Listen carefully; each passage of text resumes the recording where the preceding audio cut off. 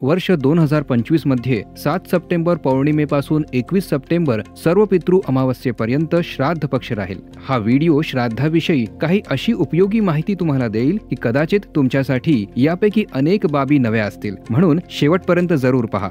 सर्वात प्रथम कोणी असं म्हणू नका की आम्ही श्राद्ध वगैरेला नाही मानत, इथून दिलं आणि पितरांना मिळालं, कसं शक्य आहे? असं नाही। याचं वर्णन देवी भागवत सारख्या पुराणांमध्ये येतं। स्वतः प्रभू श्रीरामांचा, संत एकनाथांचा, पूज्य बापूजींसारख्या महान संतांचा तसंच इतर कित्येक श्रेष्ठ पुरुषांचा हा अनुभव आहे की विधी विधानासह श्राद्ध केल्यानंतर पिता, आजोबा, पणजोबा आदी भले पितृलोकात असो की कुठे अन्यत्र असो, त्यांना श्राद्धाचा फायदा मिळतो आणि जरूर मिळतो। तर हा मनाचा खटका सर्वप्रथम काढून टाका आणि कोणी असंही वाटू देऊ नका की आमचे पिता आजोबा आदी तर धर्मात्मा पुण्यात्मा होते, त्यांची सद्गती तर झालीच असेल ना, आता त्यांच्यासाठी श्राद्ध करणं जरुरी नाही। पण असं नाही, वास्तविक त्यांची भले सद्गती झाली असो वा नसो, मानव मात्रासाठी श्राद्ध सदैव करणं गरजेचं आहे।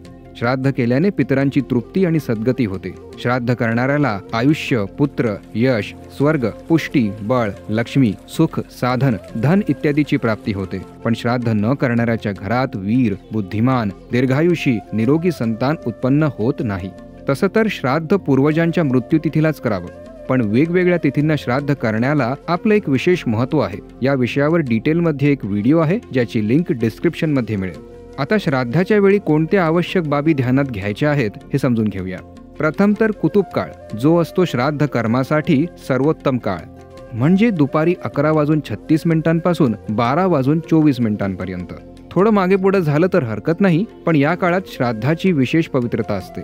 दुसरी बाब, श्राद्धाच्या सुरुवातीला आणि अखेर या श्लोकाचं 3 वेळा उच्चारण केल्याने श्राद्धाच्या त्रुटी क्षम्य होतात, पितृगण प्रसन्न होऊन जातात आणि आसुरी शक्ती पळून जाते।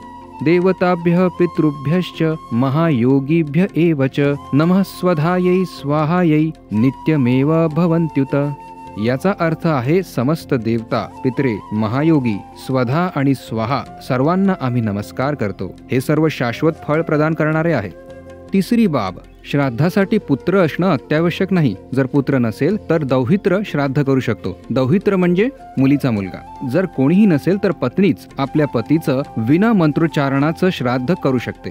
चौथी बाब, श्राद्धाच्या दिवशी श्रीमद भगवद्गीतेचा 7वा अध्याय महात्म्यासह वाचून त्याचं फळ मृतक आत्म्याला अवश्य अर्पण करावं। पाचवी बाब, श्राद्धाच्या वेळी विशेष पुण्यासाठी ओम ह्रीम श्रीम क्लीम स्वधा देव्यै स्वाहा या मंत्राचा 1 माळ जरूर जप करावा। सहावी बाब, भोजन बनवाल तर स्वयंपाकघर स्वच्छ साफसुथरं असावं, भांडी वगैरे व्यवस्थित साफ केलेली असावी, भोजन सामग्री शक्यतो दानादीची नसावी, सात्विकतेने क्रोध रहित होऊन भोजन बनवावं आणि नंतर आमंत्रित ब्राह्मणांना भोजन द्यावं।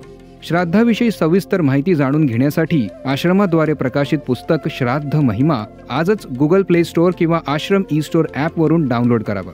श्राद्धाविषयी जर तुमच्या मनात काही प्रश्न असतील तर कमेंट करून विचारू शकता। हरिओम।